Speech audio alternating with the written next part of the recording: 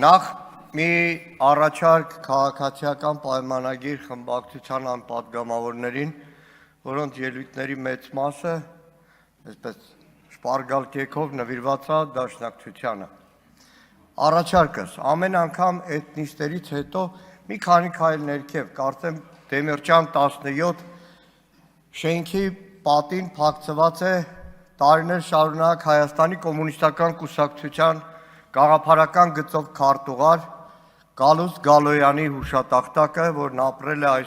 այնտեղ եւ գործել ՑԿ-ի շենքում։ Ամեն անգամ անցնելուց ասեք ընկեր Գալոյան, հակադաշնակցական բոլշևիկյան կոմունիստական այն պայքարը, որ ծավալվել է Հայաստանում 70 տարի, ունի փայլուն ժառանգորդներ եւ մենք շարունակում ենք պայքարել Դաշնակցության դեմ։ Սիրելի հայրենակիցներ, իրականում այսօրվա ելույթը անձնապես ինձ համար շատ դժվար է։ Այս ամբիոնից ես ուզում եմ հանդես գալ փաստաբանի դերով։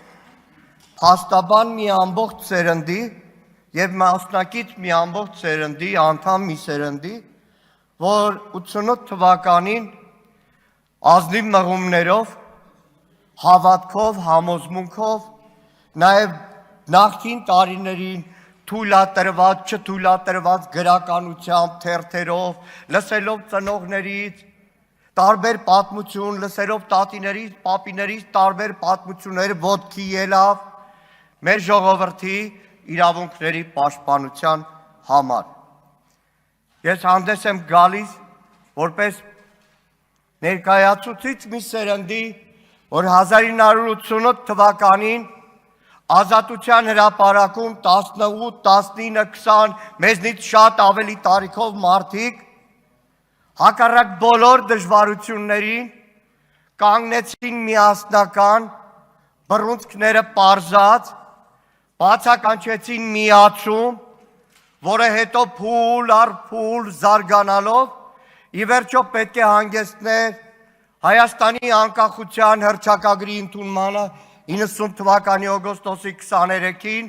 հետո 91 թվականի սեպտեմբերի 21-ին անկախության հռչակագրին, մինչ այդ 91 թվականի սեպտեմբերի 2-ին Արցախի հանրապետության հռչակմանը, դեկտեմբերի 10-ին անկախության հանրաքվեին ու 30 տարի մեր զույգ պետությունները նավարկեին հակառակ բոլոր դժվարություններին, մեր ժողովրդին պարգևելով արժանապատվություն, մեր ժողովրդի մեջքը պինդ պահելով, մեր երկիր ամբողջ աշխարհում ներկայացնելով, որպես ուժեղ դիվանագիտությամբ, որպես ուժեղ զինված ուժերով, որպես միասնական մի երկիր, որ հարգանքի էր արժանանում։ Ես ցանկանում եմ հանդես գալ մեկը, որն 88 թվականին, եթե ասում ենք փետրվարին սկսվեց Ղարաբաղյան շարժումը, այդպես չէ։ 87 թվական հոկտեմբեր ամիս, այն ժամանակ թատերական հրապարակ, էկոլոգիական ցույցներ ընդդեմ Աբովյանի գազի պահեստարանների, հանկարծ թռուցիկներ բաժանվեցին, հաջորդ շաբաթ օրը Արցախ Ղարաբաղ ցույց է լինելու։ 87 թվական հոկտեմբեր ամիս, ՑԿ-ի դեմը մի քիչ վերև կատնատան շենքի դեմ, այդ ուսանողներին, որոնք եկել էին ցույցի, հետո Կոմսոմոլի ՑԿ-ի աշխատողները, կագվեշտիկները հարձակվեցին, ծեծի ենթարկեցին, ու այն ժամանակ Արցախյան հարցը թոք էր, թոք էր արդյոք մի ամբողջ սերնդի համար, որ ընդհատակով պայքարեց, հիմնեց խորհրդային Հայաստանում ընդհատակյա կազմակերպություն, որոնք Փարոս թերթում տպում էին Ղարաբաղի մասին հոդվածները, խոսում Հայաստանի ռուսականացման վտանգի մասին, Սիբիրներում մահանում, ինչպես օրինակ Շիրակցի Մկրտչյան իշխանը, ինչպես Զատիկյան Ստեփանը, ինչպես հարյուրներով մարդիկ բանտարկվում էին, այս դահլիճում էին նստած մարդիկ նաև, հիմա հանգուցյալ են օրինակ Վազգենը Ղարախանյան։ Այդ սերունդը հանուն Արցախի, հանուն մեր ժողովրդի իրավունքների պայքարի ժամանակ թոքներ խորհրդային մեր ժողովրդի վզից հանում եւ երբեք չեր մտածում, որ մի օր գալու է մի իշխանություն, որն իր ապիկար գործունեությամբ ոչ միայն կորցնելու է այն ամենը, ինչ իմ սերունդը, ինձնից ավելի տարեկիցները եւ ավելի երիտասարդները, մեր դուշման վարդանները, պետոնները, ասկոլկաները, մյուսները, մեր վզից հանեցին այդ թոքը, իրական անկախության այդ ամբողջ զգացումը պարգևեցին, գալու է մի ապիկար, որ այդ ամեն ինչից ձեռքելու է մեր ժողովրդին եւ իր ամբողջ արած արդարացնելու համար տասնյակ սերունդների պայքարը համարելու է թոք։ Հիմա անկախության այս տրանսֆորմացիան, պետք է անկեղծ ասեմ, 88 թվականից արդեն ազատության հրապարակը քիչ սկսվում էր բաժանվել։ Աջ թևի վրա անկախականների խմբակներ, խմբակ եմ ասում, որտեղ 88 թվականին դեռ անկախության կողմնակիցների այդ շարքերը շատ ավելի զորավոր չէին։ Երեք Ռուբեն Ռուբինյանն այստեղ ասում է, Անդրանիկ Քոչարյանը անկախության համար պայքարել է։ Պարոն Քոչարյան, լինենք անկեղծ, 88 թվական սեպտեմբեր ամիս մերգելյանցիները միացման համար էին պայքարում, թե անկախության, լինենք անկեղծ, հետո տրանսֆորմացիայի 89-90 թվականին էր, որ անկախության գաղափարը շատ ավելի զորացավ, որտեղ այդ օրերի ազգային պայքարի առաջին շարքերում եւ մեծ մասը գիտակցում էր, որ չի կարելի օդի մեջ, այսպես ուղղակի կարգախոսներով գործընթաց սկսել, որտեղ հասկանում էին ամեն քայլը պետք է լինի հետևողական։ Դրա համար էր 88-ին Անդրանիկ Քոչարյանն էլ, Հակոբ Ասլանյանը վստահ եմ, Հովիկ Կաղազարյան, Նազարյան Գեղամ, Կնյազ Հասանովը վստահ եմ մի քիչ մասնակցել է։ Ու այսպես շարունակ, այդ մարդիկ այդ փուլ առ փուլն էին բերում, միացումով, Արցախով, զույգ պետությունով հասցնում անկախության։ Հիմա անկեղծ, ես չէի կարող պատկերացնել, որ հասնելու եմ մի օրվան, որ ինձ, մյուսներին մեղադրեն, որ դուք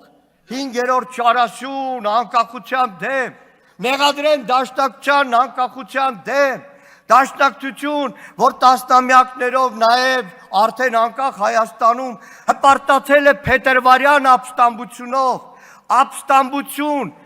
նշելով այն փաստը, որ արդեն խորհրդայնացած, բոլշևիկացած, դեռ չձևավորված խորհրդային միության, բայց խորհրդային միության տարածքում առաջին ազատագրական ապստամբությունը, որ բարձրացրել է եղել է հայությունը, Գառնիից, ազատագրելով Երևանը բոլշևիկներից։ Հիմա եկել ինձ մեղադրում են անկախության դեմ պայքարի, անկախության դեմ պայքարի,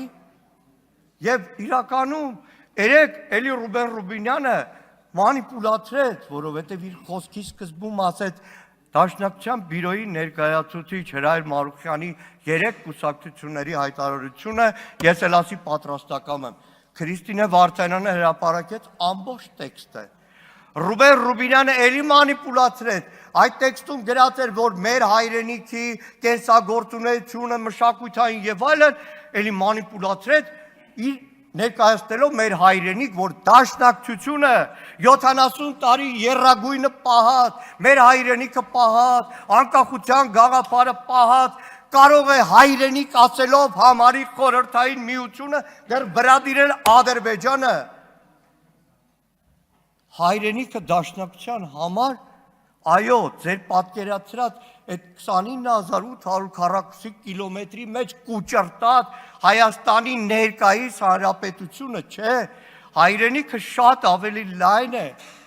Եթե կուզեք ես տեսական, դաշնակցական դեռ 20-րդ դարի սկզբի, երբ չկար նույնիսկ անկախություն, դաշնակցության տեսաբանների Լևոն Շանթի, Գարեգին Խաժակի ուսումնասիրությունները հայրենիք, պետություն, ազգ, ժողովուրդ, գաղափարների մասին կարող եմ տրամադրել։ Խնդրում եմ մի բան։ Դաշնակցությունը իր ամբողջ գոյության ընթացքում տարբեր աշխարհընկալումներով տարբեր վերիվարումներ է ունեցել։ Տվել է հարյուրավոր, հազարավոր զոհեր, նահատակներ մինչև վերջին 44 օրյա պատերազմը։ Խնդրում եմ մի բան, ձեր քաղաքական պայքարի մեջ, ձեր ղեկավարի գործունեության արդյունքում, կորուստների, ուրացման, արդարացման մեջ մենակ մի բան չկասկածեք։ Ցանկացած պարագայում Հայ-Հեղափոխական դաշնակցությունը եւ դաշնակցության ցանկացած անդամ, որ երթվում է դաշնակցության դրոշի, զենքի, կանոնագրի ու ծրագրի վրա, մնում է եւ մինչեւ կյանքի վերջ մնալու է Հայաստանի անկախության զինվորը։ Շնորհակալ եմ։